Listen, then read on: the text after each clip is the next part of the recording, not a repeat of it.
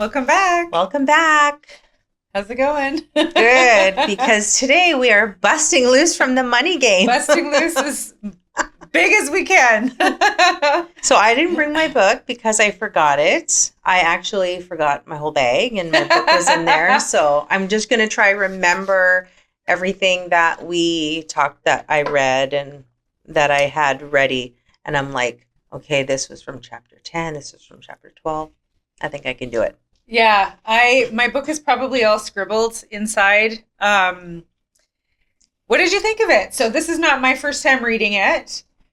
I can't remember how far I am because I was also listening to the audiobook and reading the book at the same time, which I think was probably overload for me, but I just wanted to bust loose, right? So What has your perception of it been so far, it being your first time with the book? Okay, so I'm 3/4 of the way through right now, and I felt it was really encouraging. It was really motivating, but I find that in the stage that I'm in right now in the book, I'm starting to get a little bit.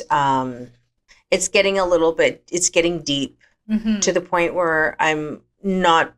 It's like, can I comprehend this? Like, can I wrap my head around this? And Right. we'll get to that part after, but that's where I am right now because it is a really deep book. Yeah, it's like you have to make a commitment to the process. Yeah. And there's processes. Yeah. And then he tells you right from the get-go that you're going to go through these stages of the way you feel. And of doubts and doubts. fears. Like, can I actually trust this? Yeah. It's sort of like the total opposite of what we're used to, especially when it comes to manifestation. Yeah. The whole like just positive vibes and, just think about it and it'll come. And he's almost saying he's going to challenge everything that you believed. And I'm like, but why? Does that mean everybody? I like what I believe. Yeah. Does that mean everybody else was wrong? So I don't know. Like I'm there right now, but I trust this process because I could see where I could see where he's taking me. So for listeners who, or maybe you've started the book or you're going to start the book, definitely check it out. It's worth the read. But the process is basically something happens in your life that you don't want, you don't like. And then your job is to recognize everything is an illusion. I made that up. That's not real. I take my power back. And actually the truth is this. And so that's sort of like the spin of it.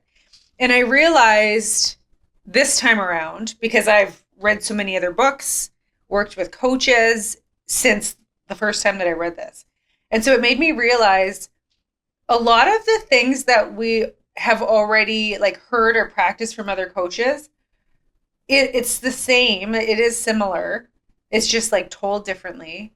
And I think to me, that was something that was a little bit of a surprise because like me just recognizing, like for example, Amanda Frances. So she wrote the book Rich as Fuck. And she has the story that she talks about. I don't know if it's in her program or if it's in the book now, but she has this story where she was sitting at dinner with a friend and she had really like coached this friend and supported this friend into, I don't know, getting a bunch of money or something. And the friend didn't acknowledge her. And so she was a little hurt at this dinner thinking like, I'm not going to shout it out loud and say, well, you couldn't have done it without me. But she said it would have been nice to get an acknowledgement. So in that moment, she used the process. And then her friend came around in the same dinner and started saying, you know what, Amanda, thank you for all your support. I couldn't have done this without you. So like to me, I was like, okay, so it's not a brand new, and I know none of these practices are brand new, but it's out there. But there is definitely, I felt like a stronger commitment that you need to make. Mm-hmm. Mm-hmm. Because you really have to go dig deep into your patterns because he's asking you to like look at the patterns of your belief systems and what you've deeply rooted within you. And then you have to like bust down those patterns. And that's what I like about it. It kind of reminds me of Tony Robbins in a way. because, Tony Robbins is all about strategy. He's all about proactive and recognizing your patterns, recognizing, what brought you to where you are, to where you've hung on to this belief that you are this person or that these things happen for you. Mm-hmm. And, he totally believes in strategy, because you can't just think yourself into a new life. You have to put strategies into place to start taking yourself, back through those processes and just really breaking down the walls.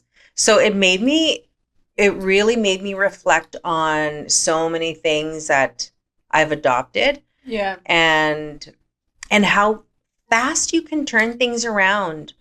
Okay, I'll give you an example.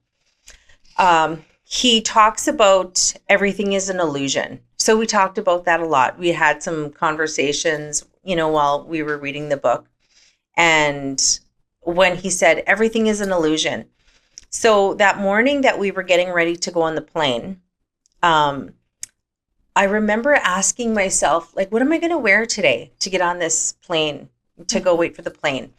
And then in my mind, I'm thinking, I just want to wear sweatpants. I don't even want to get out of my pajamas. I just want to wear sweatpants, a baggy shirt, and I put my hair in an anti-bun and just, go to the airport. Go to the airport, because that's like, physically, I would feel comfortable. I would physically feel comfortable if that's how I went and did this flight. Yeah. But then the other part of me is, but how would you feel? You're going to the airport, you're going to ride first class, and you're going to go meet Jessica, and you guys are going to sit in the premium lounge. And do you want to be doing that in your yes, sweats, do I want to be doing that in my and then I know that, okay, physically I would be comfortable, but mentally I would be so uncomfortable. Yeah. I would feel so out of place. I would feel so sloppy and so messy and so frumpy. And that didn't feel good. Yeah. So then I said to myself, okay, well, what is the illusion that I want to create? So if I'm going to ride first class, I got a 2-hour plane ride first class. I'm going to go sit in the premium lounge and have some amazing conversations. And how do I want to show up? Mm-hmm. And so I slapped on a pair of jeans, my brand new boots, my brand new jacket, put on some makeup. We should have took photos. We didn't even take a selfie or anything. No, we didn't. Next time we'll do that. We'll do the outfit of the day. Yeah. But it completely changed the game. And I was like, okay, maybe I would physically not feel as comfortable because I'm wearing boots and jeans on a flight. But it's only 2 hours. Right. But mentally it changed everything. And how you show up and how you feel. Yeah. Yes. And it did. Like, I showed up differently. Even the guy that was checking our stuff in at the airport, he's like, nice jacket. And I'm like, thanks. So, I was, and I felt really, really good. Yeah. So, it was just an illusion. Like, nothing changed from that morning to that afternoon. Like, nothing drastically changed in my life. Right. But everything was different. Yeah. And when you shared that with me, I remember thinking, that's an interesting perspective, because I didn't think about it at all that way. Because what I liked about that was you were being intentional with, like, well, what do I want to create? And I was like, I've been really stuck in my head a lot lately. And when I think about the illusion, I think about, like, okay, in this moment, everything's an illusion. And I don't know. I was thinking about, like, I think I was really focused on what wasn't going well for me, what wasn't working. And I was trying to say, well, if that's illusion, I don't like it. How do I change it? I think that's where I was stuck. So it didn't really allow me to look to a bright side.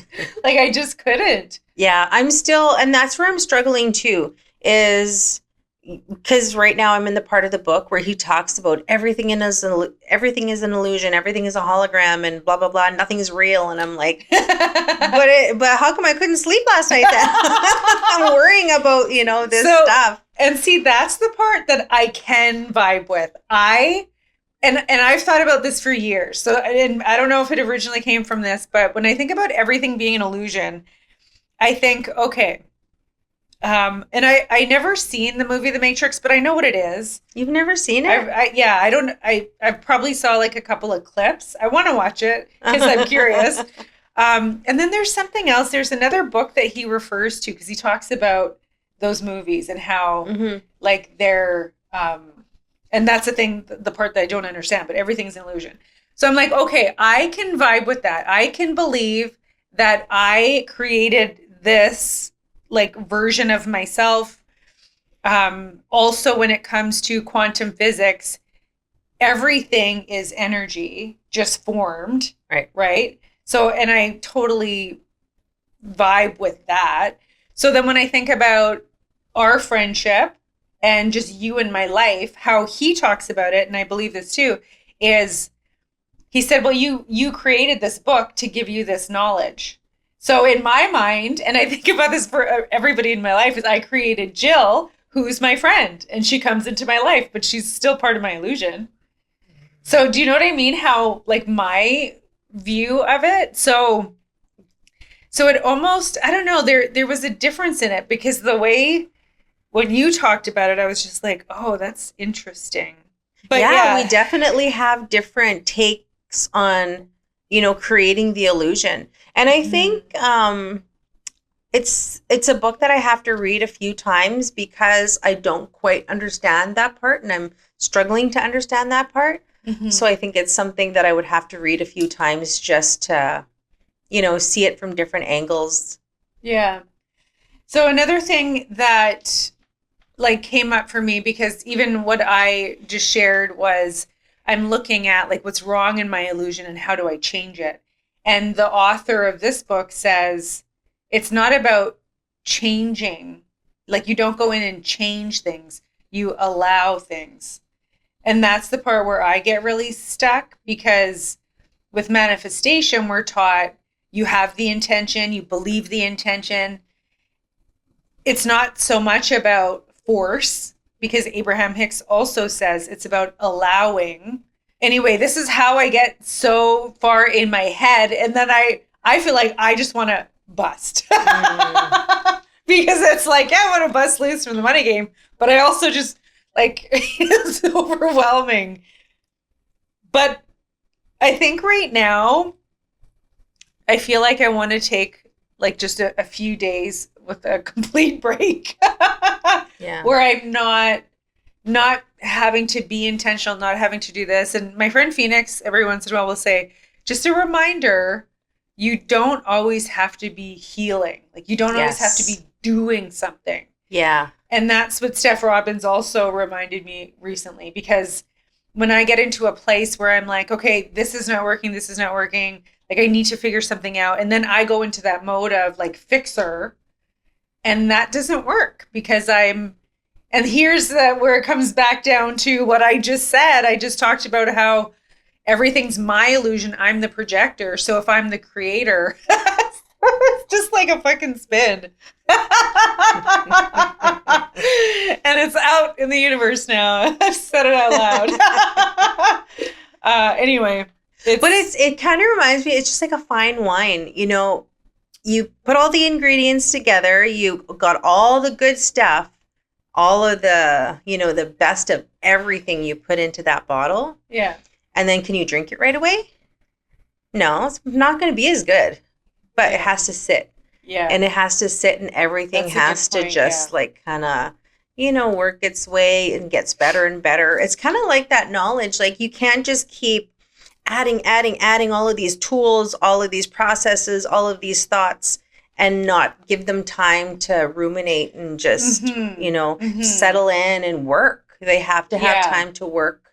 You can't just keep forcing and forcing and forcing. I think that's an important reminder for me, for sure, but also like other, just everybody. It's an important reminder. He talks about it in this book, and I can't remember what other book. I've heard it many times where they'll use the example of a farmer. Like when he plants something, you don't dig it up to see, is it growing? Is it growing? And that's what I've been doing. I'm planting all these things and then I run back and I'm like, okay, where are they? Where are they? Like, fuck, it's not growing. It's not growing. Yeah. You get pissed off. And then I'm not even going to water it anymore because like, okay, well, I'm just going to go try another seed. I'm going to go plant somewhere else and then those ones are not watered, right? And then you're like, where's that super fast growing seed? That's the one I want to plant. Where's that instant one? Right. Exactly. Oh, that's totally what you're doing. I think that is what I'm doing. Yeah. So interesting. So it's been interesting. Yeah, that's such a good point. That's such a good reminder that, give it a chance to grow. Like, let's see the fruits of our labor. Yeah. Yeah. So where in your life do you need to allow more time and more growth? I need to allow myself to let go of everything that I'm doing and allow more people into my life to help me grow what it is I'm doing. I can't be the master of all things. Yeah. I'm at that point now where I need to branch out and really have like teams, and not just a team, but like teams in place. You have multiple projects. Yeah, because I have multiple projects. So I need teams in place. So that's where I'm at. Yeah. But I feel like I'm in a transition period right now because I need a bigger office space. I need a space. Yeah. And I feel like I'm kind of like bouncing around right now. So, yeah. Yeah. Right. Yeah, I also feel like I'm in transition with my business and with my home and stuff. So I'm also trying not to make any quick decisions. Mm-hmm. But I need help too, and I'm trying to figure that out. I'm trying to figure out like which direction is my business going to go. Because I want to do the same thing, but what I'm doing is not working. I don't want to continue to do it the way that I'm doing it right now. So yeah, something has to change. Yeah, it's like you got to get off that hamster wheel. Yeah. Yeah, I hear you. It's been a book that has been deep. Yeah. I think really challenging on things that you believe in. I also was thinking recently that like it might feel like things are being rocked, but that's still, considering, yes, there's some things, some areas where I could slow down and allow growth, but also I think that's still part of the process, right? Like maybe the reason that we are both in this place of, because we're at a limit, we're both at a limit, we're growing and it feels frustrating if we stay where we are. So maybe this is part of the actual busting loose, is like something is pushing us to get your shit in place. Yeah, and see, that's where I'm at in the book right now. Is he's just beginning to talk about the limiting beliefs, and he talks, heavily about the limiting beliefs and what are the limiting beliefs that I've adopted for myself. What are the limiting beliefs that you've adopted for yourself? Mm-hmm. Do you know any offhand that you can think of as what is a limiting belief for you that has, kind of made you hit that glass ceiling? I think as much as I believe I'm really aware of them, let's see if I can come up with verbalize one. One might definitely be, in order for me to make more money, I need to work harder. So I feel like there's a part of me in my soul that believes that that's not true, but my subconscious mind, which I've trained and which I have followed, believes that. So I think that's something that's coming up for me a lot, is I'm recognizing what are my subconscious beliefs, so the beliefs that are core, and then my soul, what my soul believes, and those are clashing. So that's one of them. If I could come up with another example, it might be, it doesn't happen for someone like me. Oh, yeah. Yeah. Happens for other people. It happens for them, but yeah, it doesn't happen for us. Yeah. Yeah. Yeah. Or if I get paid a lot of money, I feel like I start questioning, did I give them the value that's worth this much money? Mm. But then when I'm pricing my stuff, I know damn well what I'm offering and how it's unique and how I can like literally help people change their lives. I believe that. Yeah. Yeah. What about you? Are you aware of what your limiting beliefs are? I think one of them the one that's coming to my mind right now is that I'm bad with money. Like I've adopted this belief that I don't know how to have money. I don't know how to manage money. I don't properly track my money. I don't know where my money goes. And then so that's one of my limiting beliefs right now. And I feel like, oh, because I don't track my money properly, then I'm not putting it in the right places and I'm not investing it properly and all of those things. Yeah. You know, because you have to be able to make your money grow. And I feel like I'm making money to spend money and I'm not spending it in the right places. So then when I think about that, this book is forcing me to think about it and think, okay, well, if that's the belief that I'm holding on to, then what do I do about it? And some ideas have been coming to my mind. It's like, hire somebody, hire a financial manager, hire somebody to dig through your books and say, okay, well, this is where your money's going. Do you want this money to continue to go there? Or maybe this amount of money should go there. Like people are specialized to do this. Like, you know, people are trained to do this. People love to do this. I just have to seek out those people. You know, I don't have to. Someone who's like visions and values that align with yours. Because I think that's something that is also limiting me right now is I worry. So one of my coaches one time said to me, she's like, Jessica, nothing that you've ever done has been like normal. Like everything you do is in every way that you've made money has always been like out of the ordinary sort of thing, right? Selling coaching. That was like non-traditional. Non-traditional, yeah. So what I worry about when it comes to like finding guidance and advice is I don't want traditional advice. You know, like maybe when it comes to money, maybe that's the right thing to do. But also, like, if I don't run my business traditionally, I can't take traditional advice. Anyway, that's something that sort of holds me back. And I hesitate with like, okay, well, am I going to talk to this person? Because then they give me advice that's just doesn't fit. And it doesn't align with you. I'm like, and then I feel like I wasted their time and I don't want to give them an update. Like, no, I didn't do anything you told me to do because I don't believe in it. Yeah. I get what you're saying. It's kind of like, okay, I'm going to say this, and I hope it doesn't kick me in the ass later, but when people will say, well, put all your money in an RRSP and, you know, save for retirement and save for this and save for that. And I'm like, why? Because like, I want it now. Like, I don't want to, you know, wait for $1,500 a month when I'm 65. Yeah. I agree with that. Like, I don't like the advice of, and we know that there's this advice out there for women is like, it's called like the stop buying latte advice. And it's just like, I'm not going to, like, I want to live now. Oh yeah. Like stop getting your nails done. Stop getting your lashes done. Like stop getting that like, $7 coffee. Yeah, stop talking. That's what I want to say to that person. Like this is why I'm working because I want to live.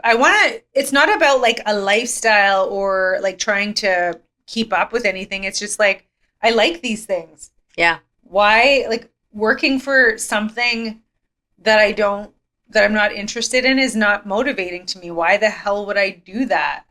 I mean, put, you know, a few thousand away for a vacation. Yeah, totally. But I want to go now. I don't want to go. I'm not going to put money away for 20 years and then what? Fucking die?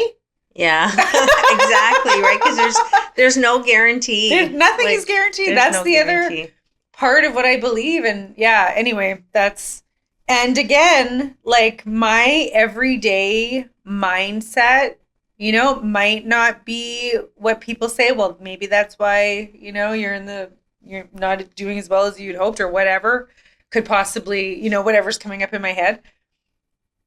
But this is like, I'm not going to change who I am. Right.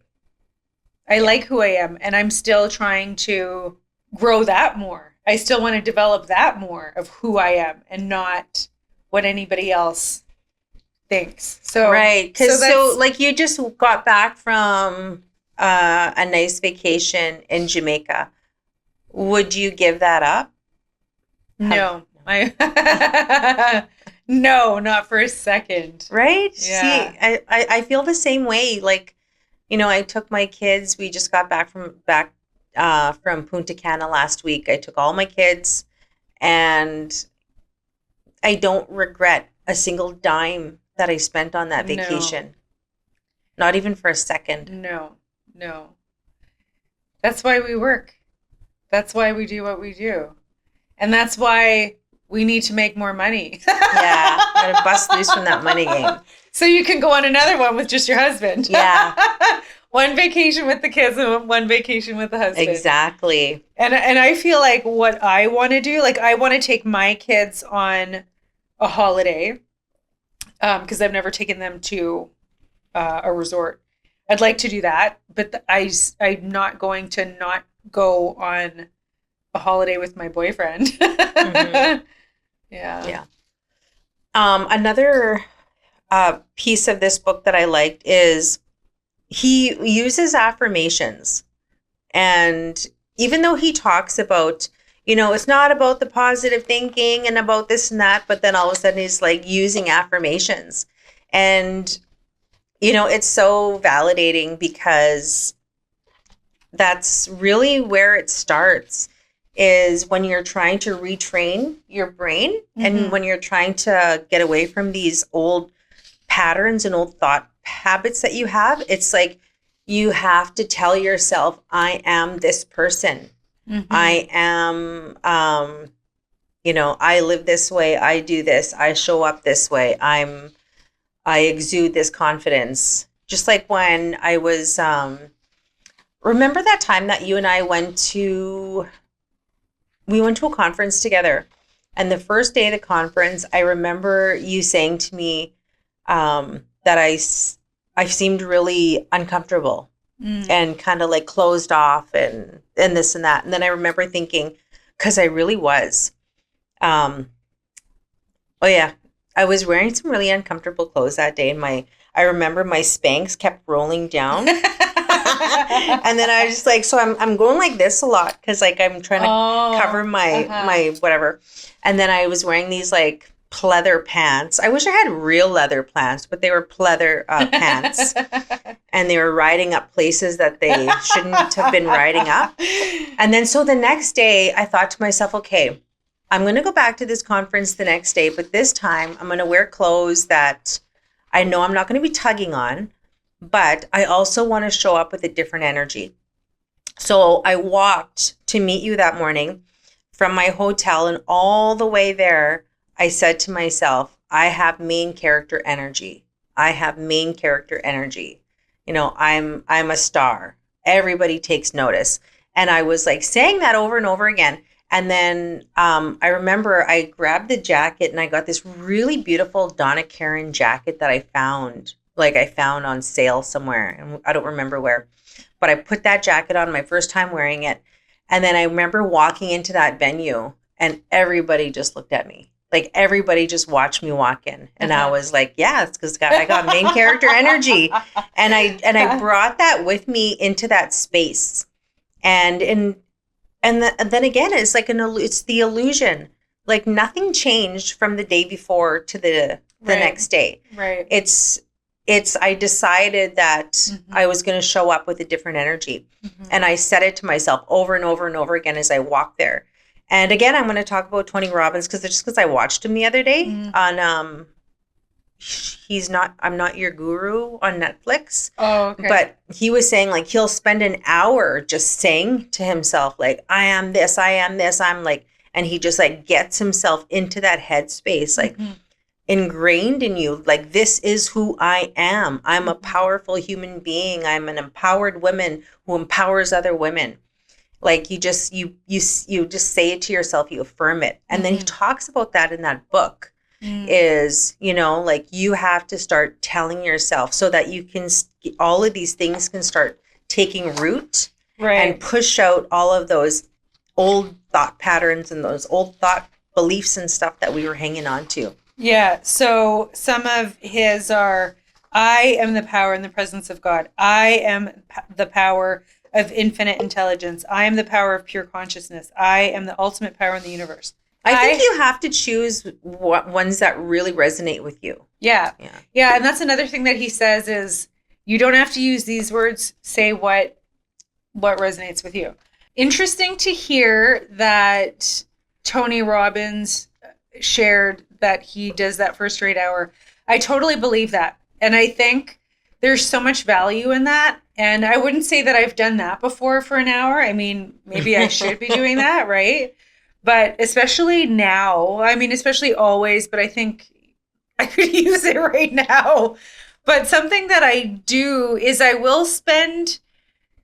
get impatient though. I'll spend like 20 to 30 minutes doing EFT tapping sometimes. Like I'll follow an online one with Gala Darling or Haley Hoffman Smith. I think I've been rushing through those things. And those are things that I find are really helpful for me, especially when I'm changing my beliefs. Because that's what a lot of this is, right? Is how do we recognize that we're here on this planet, we're living these lives, we want to bust loose, but we don't believe it. Or that's me anyway, right? It's like, okay, I want to believe it. So how do you do it? I'm stuck there too. You spend an hour in the mirror like Tony Robbins. Yeah. Maybe that's the answer. Maybe. I'm hoping that some kind of epiphany comes to me as I, get through to the end of the book. Yeah. Because right now I am still kind of confused on the whole, everything is an illusion. Like, because right now, like in my life right now, I have an event that's coming up and I'm struggling to get it filled. And if I don't get it filled, I'm on the hook for, tens of thousands of dollars that goes unpaid. So this book is saying, well, it's all an illusion. And I'm like, but it's real. It's my real life. Like, how do I get out of that fear and start changing it around? So that's where I'm like, when it feels so real. Yeah. That's where I'm, that's, trying to find use these strategies in real life because, it's easy for me to throw on a fancy outfit and change the way I feel inside. That's the illusion that I'm able to control or to create. But the other stuff, like the real stuff, that's more difficult. So this is what I've been thinking about lately, and this conversation is reminding me like how it's really urgent. But I think what it comes down to for me and what I want to make a commitment to doing right now is being more intentional about my mindset, because I have been like, instead of going in, which I know, because that's what I tell everybody else, your answer's not out there, it's in here. Right. Or answer's not in there, it's in here. Right? I need to, and I want to make a commitment to meditating every day, which I have started doing it again a little bit more. And I'm going to do, I don't think I could do a full hour in the mirror. I'm going to do 40 minutes of mirror work. I'm going to do it. 40 minutes of mirror work, including tapping and affirmations and visualization. Because we got to, like, we can't keep working this hard and not getting the results that we want. Like, no, fuck that. Fuck that shit. Life is too short. We just said, like, we're here for a good time, not for a long time. Yeah. And we gotta do those things that we say. And I know, like, for me too, like, life is busy and emotional and shit is real. So now I feel like I have to make a commitment now. That's what all this pressure is always about. It's like, okay, Me and Jill are going to read these books and then we have to like do things. Yeah, I got to do something.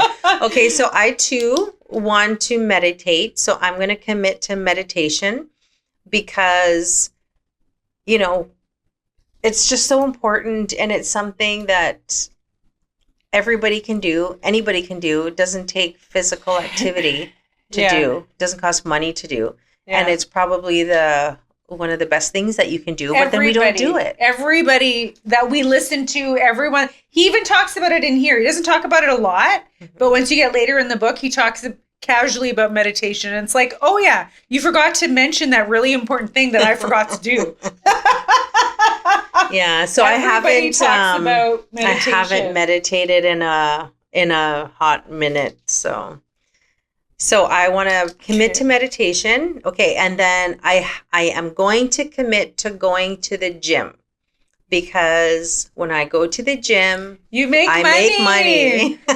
Yes, you sell tables from the treadmill. Yeah, and I feel like it gets that energy moving. Yeah. Like, because remember, we're energy, and it just like it. I get lots of good ideas when I'm at the gym.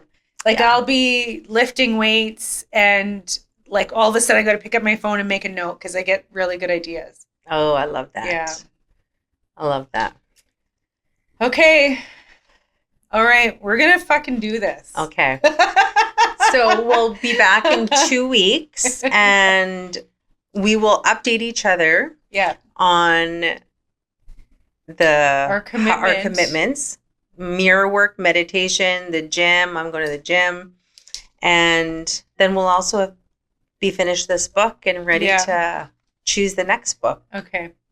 Okay, that's what we're going to do. We're going to do it. Okay. Alrighty. So until next time. Bust loose. Bust loose from the money game.